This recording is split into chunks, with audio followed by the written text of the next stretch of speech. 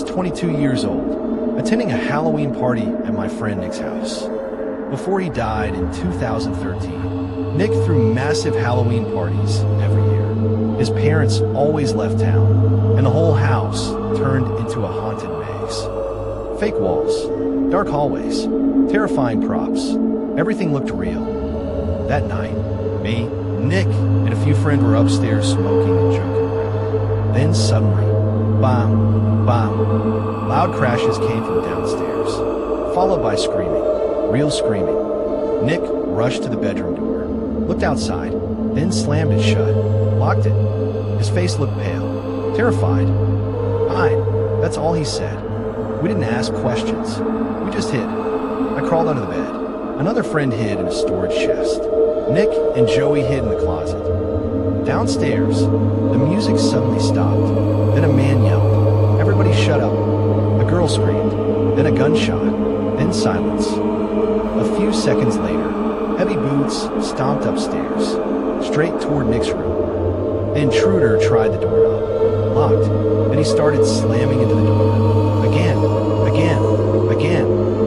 Finally, gunshots. The lock exploded, and the bedroom door swung open. From under the bed, I watched black boots walk slowly across the room. The intruder opened the closet. Nick immediately begged him not to kill him. Offered money, anything.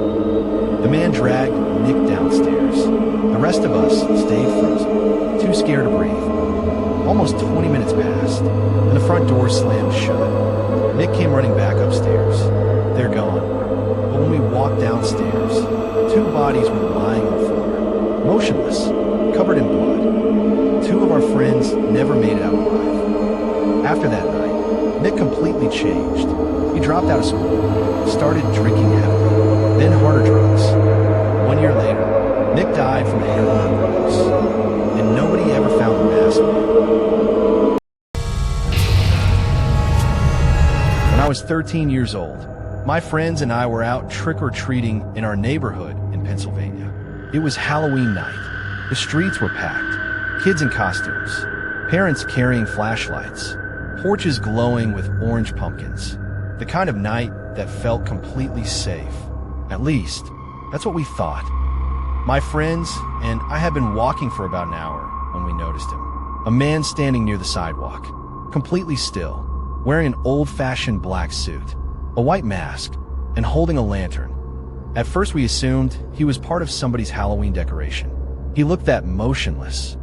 But as we walked past him, he slowly turned his head and watched us. Every single one of us felt it. That weird feeling in your stomach when somebody is staring too long. That's creepy. My friend Jake laughed, but nobody else laughed. We continued down the street, visited a few more houses, collected more candy, forgot about the man. Until 20 minutes later, there he was again, standing on another corner, holding the same lantern, watching us. This time we knew something was wrong. There was no way he could have gotten there before us. Not without running. Maybe he's just walking around too, one of my friends suggested. But the explanation didn't feel right. We crossed another block, turned another corner, and eventually reached a large blue house known for giving out full-size candy bars. As we walked up the driveway, I looked back. The masked man was standing at the end of the street, perfectly still, facing us. I couldn't see his eyes, but somehow, I knew he was watching. Nobody said anything. We just grabbed our candy and left. About 30 minutes later, we were heading toward the edge of the neighborhood. The streets were becoming quieter. Fewer parents, fewer kids. That's when we saw him again, standing directly in the middle of the road, waiting. The lantern swung gently in his hand. Nobody moved. For a few seconds, we all just stared at him. Then my friend whispered, "Run." We immediately turned around and sprinted toward the nearest house. An older couple answered the door. We practically pushed our way inside. Breathless, terrified, trying to explain what was happening. The husband stepped outside, looked down the street. The masked man was gone. At least, that's what we thought. About 10 minutes later, the homeowner received a call from one of his neighbors. A man matching our description had been seen hiding behind a tree near a playground, waving children toward him. The police were called. Officers searched the neighborhood for almost an hour, but they never found him. No lantern, no mosque, nothing. A few days later, police released a warning to local residents. Several reports had come in that same Halloween night. Different neighborhoods, different witnesses, all describing the same man. Black suit, white mask, lantern, watching children. Nobody ever identified him. And every Halloween, I still think about the way he stood there, perfectly still, like he wasn't waiting for candy. He was waiting for someone. It was my first Halloween living alone. Small house, quiet neighborhood. Around 11 p.m., someone knocked on my front door. I checked outside. Nobody there. A few minutes later, knock, knock, knock, again. I got annoyed, opened the door fast. Still nobody. I figured it was just kids messing around. So I locked the house and went to my bedroom. But the knocking never stopped. It kept going for over half an hour. Eventually I fell asleep, then suddenly woke up. 2 Uhr nachts. The knocking had started again, but this time, it wasn't coming from the front door. It was coming from my bedroom door. My heart stopped. Someone was twisting the doorknob, trying to get inside. I grabbed my speaker system, pulled up fake gunshot sounds on YouTube, and hit play. Bah! And I yelled. That was a warning shot. Immediately, I heard footsteps sprinting across my house and out the front door. I waited, opened my bedroom door slowly. The house was empty, but the front door was wide open. I called the police immediately, and to this day, I still don't know who was inside my house that night. When I was 11 years old, my best friend Casey and I were out trick-or-treating on Halloween night. We lived in a small town in Ohio, the kind of place where everyone knew everyone. Or at least, that's what our parents thought. The night started perfectly. Our candy bags were already half full. The streets were crowded. Kids were running from house to house. Parents stood in driveways drinking coffee and talking. Everything felt normal, safe. Around 8:30 p.m., we decided to cut through a shortcut near a small wooden bridge. The bridge crossed a narrow creek behind a neighborhood park. We use it all the time. Halfway across, headlights suddenly appeared. A black Jeep rolled to a stop on the other side, blocking the bridge. Casey and I stopped walking. The driver's window slowly rolled down. A man leaned out, maybe his 50s, gray beard, baseball cap, raspy voice. Hey kids, you know where Oak Street is? Something about him felt wrong immediately. Maybe it was the way he smiled. Maybe it was the fact that he kept looking around instead of looking at us. Whatever it was, every alarm bell in my head started ringing. I yelled back, we don't know. Then we turned around and started walking away. Fast. The Jeep stayed where it was for a moment. Then the engine revved, and it drove off. Casey laughed nervously. That guy was weird. I agreed, but neither of us said what we were really thinking. We were scared. A few minutes later, we entered another neighborhood. The streets here were much quieter. Most trick-or-treaters had already gone home. That's when we heard tires squeal. We turned around. The same black Jeep came flying around a corner and slammed to a stop right beside us. This time we could see inside. There were 3 men. Not 1, 3. The driver, Casey, grabbed my arm. We started walking faster.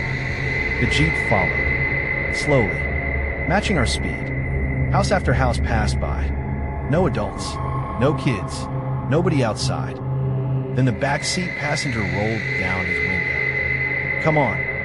We got full-size candy bars. Nobody says that to random kids. At that moment, we knew exactly what was happening. We broke into a run. The Jeep accelerated, staying right beside us. My heart felt like it was going to explode. Then suddenly, the Jeep sped ahead and stopped in front of us. Both passenger side doors swung open. 2 men jumped out, running straight toward us. We dropped our candy bags and sprinted as fast as we possibly could. Luckily, my house was only a block away. I could see the porch light, the front door, safety. We ran across the lawn, jumped up the steps, and hammered on the door. Over and over. Behind us, the men kept coming. Then the door opened. My mom, the second she saw our faces, she knew something was wrong. We rushed inside.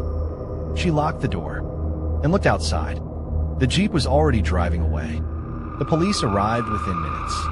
We gave every detail we could remember. The vehicle, the men, their voices, everything. My parents barely slept that night. Neither did we, but the story didn't end there. Around 2 a.m., flashing red and blue lights lit up our street. Police had found the Jeep. Only a few miles away, 3 men were arrested. Inside the vehicle, officers found restraints, masks, and other items that immediately turned the case into something far more serious. Years later, I still think about that night, and one thing always sticks with me. If Casey and I had stopped walking, even for a few seconds, I was 14 years old, home alone on Halloween. My mom took my little sister trick-or-treating, so I stayed home handing out candy, watching scary movies. Then the house phone rang. Unknown number. I answered. Nothing. Just breathing. Then the call ended. A few minutes later, the phone rang again. Same number. Same breathing. I thought it was my friend Steve playing a prank. But later that night, the phone rang again. And this time, a deep voice whispered, "I'll be visiting you tonight." I cursed at them and hung up, trying to laugh it off. Then suddenly, the entire house went dark. Power completely cut, and loud banging started at the front door. I froze, then heard laughter outside. I recognized it. Steve. I opened the door, and there he was laughing. I shoved him and yelled, "So, you were making those calls?" But Steve looked confused. "I only did the breathing," he said. I never talked. My stomach dropped. We checked the fuse box outside. Every wire had been cut. Someone else had been watching the house. The police traced the calls to a payphone near a bar, but they never found out who made them. And honestly, I never want to know.